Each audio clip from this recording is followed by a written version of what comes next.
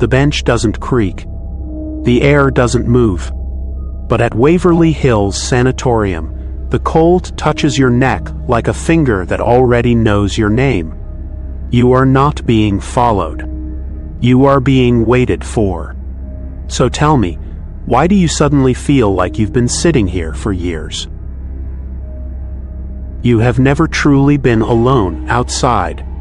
You think you have. You sit on a bench.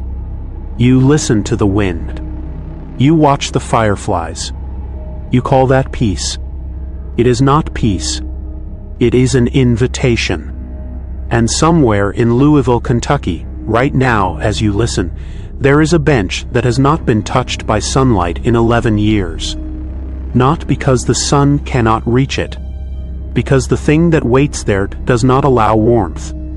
Put your hand on the back of your neck. Feel that cold spot?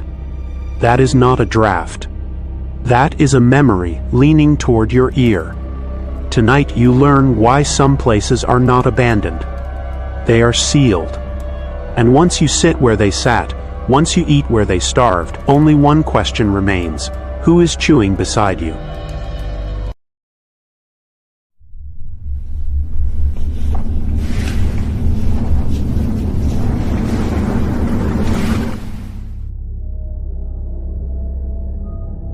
Waverly Hills Sanatorium opened in 1910. It was built to contain Louisville's tuberculosis outbreak. By 1962, over 63,000 people died inside those walls. But the dead did not leave. They spread. The sanatorium officially closed in 2007. Tourists come for ghost tours. They take photos of the famous body chute, a sloped tunnel where corpses were rolled out at night. They laugh. They leave. None of them sit on Bench 7. Bench 7 is not inside the sanatorium. It is 200 yards southwest, where the tree line folds into a shadow that should not exist. The bench is concrete, gray, warmer than the air around it, even in winter. Locals know one rule: do not sit there. Do not eat there. Do not speak your name within 10 feet of it. In 2015, an engineering student named Julian transferred to the University of Louisville. He did not believe in ghosts. He believed in circuits, load-bearing walls, and sleep deprivation. He was also hungry. Julian's friends dared him. A late-night study break. Someone mentioned the Waverly curse. Someone else laughed. Julian opened his backpack and pulled out a grilled chicken wrap. "Watch this," he said. He walked to Bench 7. It was 11:47 p.m. The air smelled like wet limestone and something sweet, like flowers left too long in a closed room. He sat down. He unwrapped the food. He took one bite. And a stray dog, white, rib-thin, silent, walked out of the trees. It sat directly across from him. Its mouth was closed. Its eyes were not dog eyes. They were too aware, too patient. Julian laughed nervously. He threw a piece of chicken onto the ground. The dog did not move.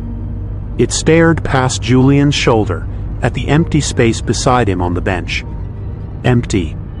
But the dog whined anyway. A long, low sound that came from its chest, not its throat. Julian turned. No one was there. But the temperature dropped 18 degrees in 2 seconds. His breath became smoke.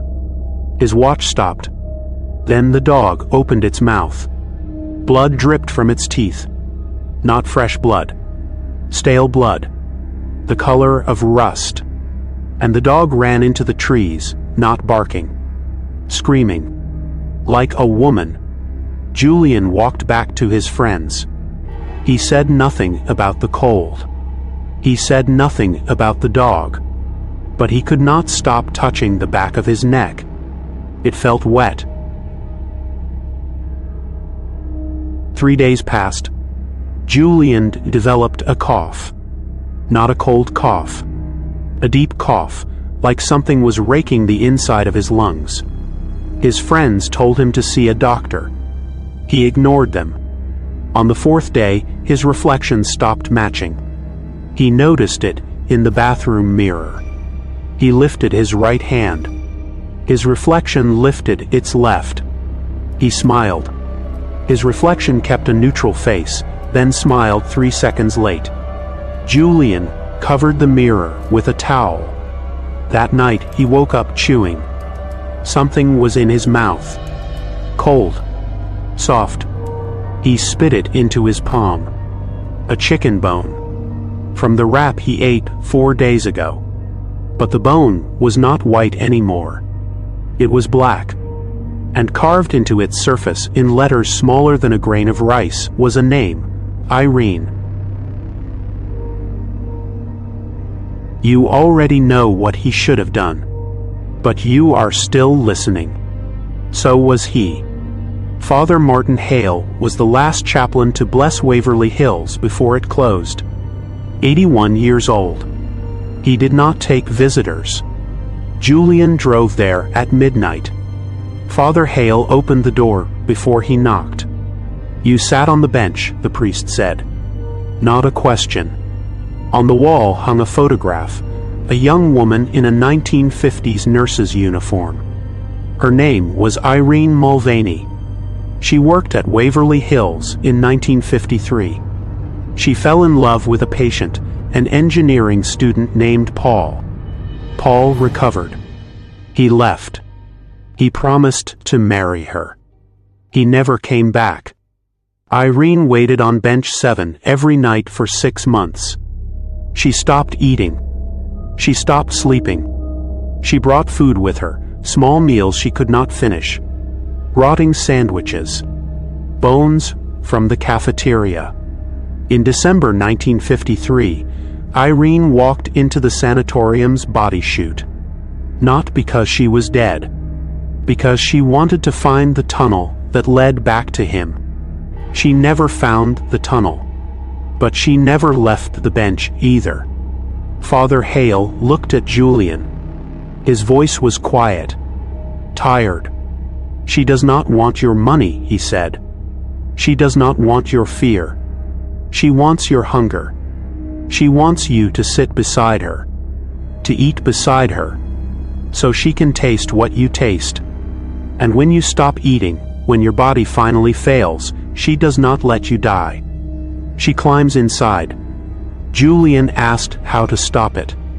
Father Hale opened a Bible to Psalm chapter 88, the Psalm of the Abandoned. You do not stop it, he said. You transfer it. The deliverance happened in the rectory's basement.